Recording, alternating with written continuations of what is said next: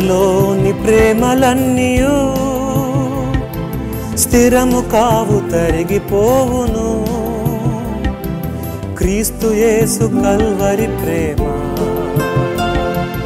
కడవరకు ఆదరించును. క్రీస్తు యేసు కల్వరి ప్రేమ కడవరకు ఆదరించును.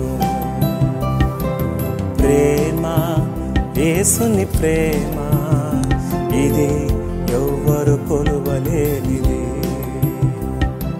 ప్రేమ యేసుని ప్రేమ ఇది ఎవ్వరు కొలువలేనిది. మొట్టమొదటిగా ఆయన మనలను ప్రేమించి అనే మాట మనం చూస్తున్నాం. దేవుని ప్రేమకు లోకములో ఉన్న ప్రేమకు చాలా వ్యత్యాసం ఉంది. దేవుడు మనల్ని ప్రేమించేటప్పుడు షరతు లేని ప్రేమ ఆయన మనకు చూపిస్తున్నాడు. కానీ మనుషుల ప్రేమను మనం చూస్తే వారి ప్రేమల్లో ఏదో మన నుండి ఆశించి వారి ప్రేమను అందిస్తారు. లోకములో ఉన్న ప్రతి ప్రేమ బదులాశించే ప్రేమగా మనం చూస్తాం. అయితే దేవుని ప్రేమ బదులాశించని ప్రేమ.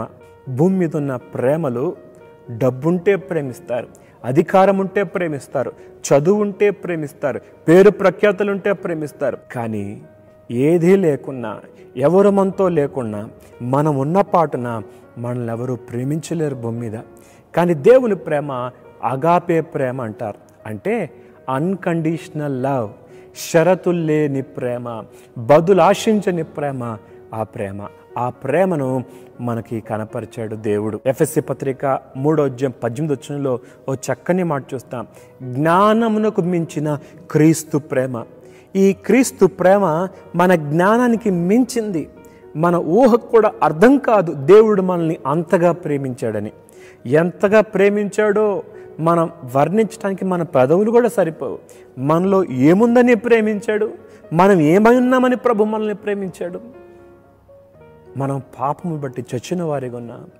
మనం పాపం బట్టి దేవునికి దూరస్తులుగా ఉన్నాం, శత్రువులుగా ఉన్నాం, బలహీనులుగా ఉన్నాం. ఇలాంటి దౌర్భాగ్య స్థితిలో ఉన్న మనల్ని ప్రభు ప్రేమించాడండి. ఆ ప్రేమను కొలతలేని ప్రేమగా చూస్తాం. అది ఎంతో ఎత్తైన ప్రేమ, ఎంతో లోతైన ప్రేమ, ఎంతో వెడల్పైన ప్రేమ, ఎంతో పొడవైన ప్రేమగా మనము ఎఫెసీ పత్రిక 3:18 మనం చూస్తాం. అవునండి, ఒక భక్తుడు ఇలా చెప్తున్నాడు, దేవుని ప్రేమ ఎంత వెడల్పు అంటే యోహాను సువార్త 3:16 చదివితే మనకు అర్థమవుతుంది. దేవుడు లోకమును ఎంతో ప్రేమించను. ఇది వెడల్పైన ప్రేమ, ఎవరినైనా ప్రేమించగలిగే ప్రేమ. ఆ ప్రేమలో సంకుచితం లేదు. ఆ ప్రేమ అందరినీ హక్కును చేర్చుకునేది ఆ గొప్ప ప్రేమ. ఆ తర్వాత ఆ ప్రేమ పొడుగైన ప్రేమ. అంటే ఇర్మియా గ్రంథం 33:3 మనం చూస్తాం. శాశ్వతమైన ప్రేమతో నేను నిన్ను ప్రేమిస్తున్నాను అన్నాడు దేవుడు. అంతేకాదు బైబిల్ గ్రంథంలో లోతైన ప్రేమ. ఎంత దుర్మార్గుణ్ణైనా ప్రభు ప్రేమించగలడు. ఫిలిప్పీ పత్రిక 2:7 మనుషుని పోలికగా పుట్టి దాసుని స్వరూపమును ధరించుకొని తన్ను తాను రిక్తునిగా చేసుకొనెను, మరియు ఆయన ఆకారమందు మనుషుడిగా కనబడి మరణం పొందినంతగా, అనగా శిలువ మరణం పొందినంతగా విధేయత చూపిన వాడై తను తాను తగ్గించుకొనెను. ఇందులో దేవుని ప్రేమ ఎంత లోతుందో మనకు అర్థమవుతుంది.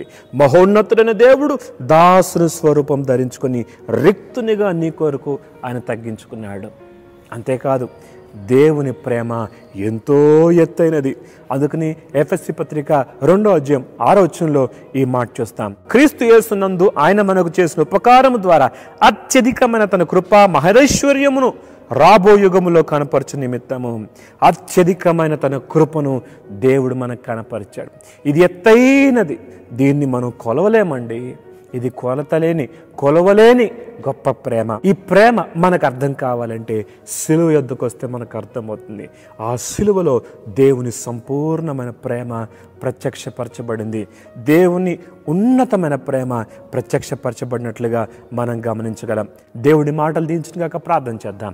మహోన్నతుడకు దేవా, నీవు మమ్మల్ని ప్రేమించావు, మా కొరకు ప్రాణం పెట్టావు, రక్తము చిందించావు, మాకిచ్చిన రక్షణ, విడుదల, విమోచన, పాపక్షమాపణ బట్టి వందనాలు. నీ ప్రేమ హద్దు లేనిది.